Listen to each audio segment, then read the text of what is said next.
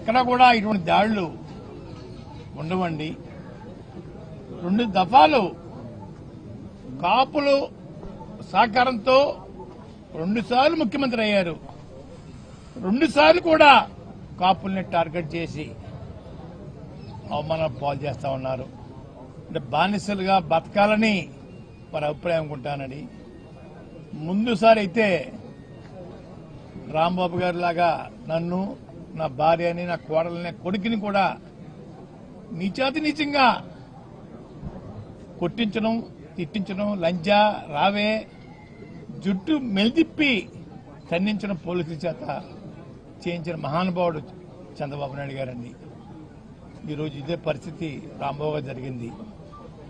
నేను ముఖ్యమంత్రి గారిని ఒకటి కోరుకుంటున్నాను, అయ్యా ఈరోజు కాకపోతే రేపైనా మాకు జరిగిన అవమానం లాంటిది మీ మేడం గారికి, మీకు, మీ కోడల గారికి, మీ అబ్బాయి గారికి జరిగితే మీ ఫీలింగ్స్ ఎలా ఉంటాయో చెప్పాలని నేను కోరుకుంటా ఉన్నానండి.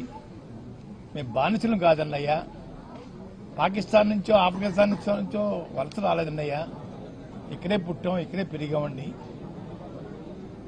కానీ నీచాతి నీచంగా మమ్మల్ని చూడటం, బాధించడం బాధగా ఉందని ముఖ్యమంత్రి గారు. రెండోది, తిరుపతి లడ్డు విషయంలో అబద్దాల మీద అబద్దాలు రోజు వెల్లించడం సమాజం నవ్వుకుంటుందండి. భక్తుల యొక్క మనోభావాలు దెబ్బతింటున్నాయండి. గుళ్ళకి వెళ్ళకూడదు, గుళ్ళో పెట్టే ప్రసాదం తినకూడదని అభిప్రాయం మీ మాట పెట్టి వారికి కలుగుతుందండి. ఎప్పటికైనా మించిపోయింది లేదు. ఆపేయండి మీ అబద్దాలని, ఇంకా ఆపేసేసి గౌరవంగా క్షమాపణ చెప్తే బాగుంటుందని అనిపిస్తా ఉందండి. క్షమాపణ లేకపోయినా పర్వాలేదు,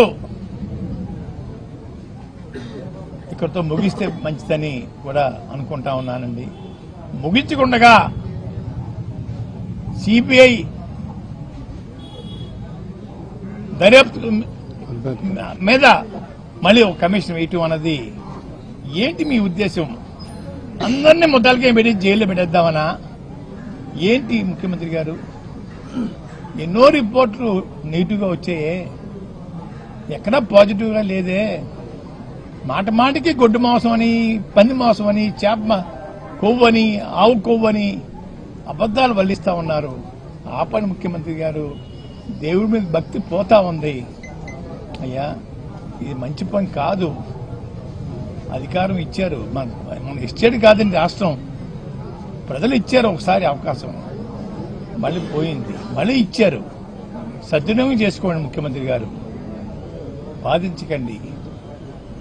గౌరవంగా జీవించే మనుషుని గౌరవంగా జీవించనమండి, అంతేగాని మీకు బానిసలుగా చేసుకోవడం కోసం మా ఇళ్ల మీద దాడి చేయించే కార్యక్రమం స్వస్తి పలకమని చెప్పేసి నేను కోరుకుంటా ఉన్నాను.